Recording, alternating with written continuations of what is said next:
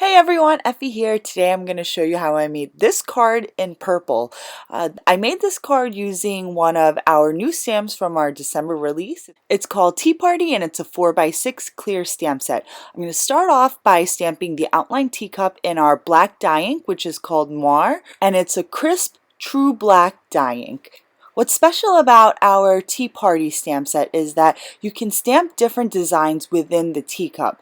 I've also included a solid portion of the teacup, so if you don't feel like coloring, you can just take the solid portion and stamp the inside, and the whole teacup is already colored. So I've gone ahead and stamped the inside of the teacup with one of our new inks called Soft Amethyst, and it's the lightest shade in our layering purple inks, which is actually in a collection called the Amethyst Collection, which you can buy as a set. This stamp set also comes with a stamp set that you can stamp inside the handle and the bottom portion of the teacup, so you can stamp it in a solid color or you can heat emboss it, which I'm going to do with some gold embossing powder. So this stamp set is really fun because you can stamp the different parts of the teacup with the different stamps that come with the set, or you can just stamp the outline image and just color the whole thing in. As you saw, I stamped the handle in some Versamark ink, which is just a clear sticky ink, and after I finished with that portion, I just spooned on some gold glitter embossing powder and I heat set that with my heat gun. Next, I'm going to stamp some steam hearts in our gray layering inks. I'm going to start off with the darkest gray ink, which is light onyx, and then I'm going to stamp 2 steam hearts above that one in our mid-tone gray ink called Smoky Quartz.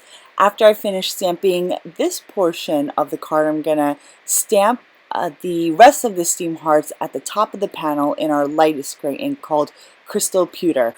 These 3 gray inks are also available as a set called the Pewter Collection. So I'm just stamping the steam hearts as it's rising from the cup, and I'm kind of stamping them in an ombre fashion, going from darkest to lightest. My dog is making a guest appearance in this video as he likes to sit on my lap as I'm making these videos. So I hope you enjoy seeing his furry little snout in my videos. After I finished stamping the hearts, I realized that I wanted to go over the handle just a little bit more with the Versamark ink and emboss it a little more with the gold glitter embossing powder because I thought it was a little too light. So I just went and I stamped it again in Versamark and spooned on some more embossing powder and heat set it, and now as you can see it's a nice solid gold. Now I'm going to stamp my sentiment, which is from our new Caffeine Crush sentiment set. And the sentiment that I'm using is really cute. It just says, coffee and love are best when they're both hot. And I'm going to stamp it in our new black dye ink called Noir.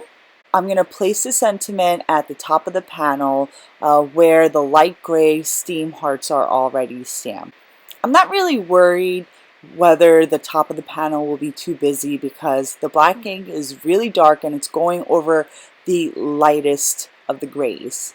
Now that the stamped panel is finished, I'm going to take a scalloped die cut frame panel and I'm going to blend some of our purple inks along the edges, as you can see, because these are the portions that are going to be shown after I adhere the stamped panel on top of this one. I've already blended the soft amethyst as the first layer, and I just finished blending the second layer, Iris Blooms, and now this is the darkest purple, Violet Fringe. The 3 purple inks in our Amethyst collection are all dye inks and they blend really, really nicely together.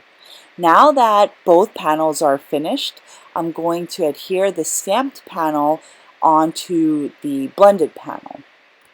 A couple of our other collections of inks contain hybrid inks, but I did try blending with those colors, and the hybrid inks blend just as nicely as the dye inks, and they blend nicely into each other, whether they're dye inks or hybrid inks. They all blend really nicely and they complement each other very well. I've pre-cut some cardstock for our card base. It's just an A2 side folding card base that I've cut and pre-scored, and I'm just going to take my adhesive and put it liberally along the edges of the card base, and I'm going to adhere the finished stamped and blended panel onto the base. As this card was almost finished, I realized that I got some smudges on the stamped panel, so I tried to take an eraser to it, but it didn't work. So instead of trashing the card, I actually covered it up with some glass slipper sequins in different sizes. And this covered up the smudges really well, and it ended up becoming a really nice finished card. I just used some Ranger Multi-Matte Medium to adhere the sequins down onto the panel, and that is the finished card. I hope you guys enjoyed this video, and I really enjoyed making it. There's so many different components to the tea party set, and it's super fun, and the teacups are just so dainty and pretty. Well, that's it for today. Thanks for watching, guys. I'll see you next time. Bye!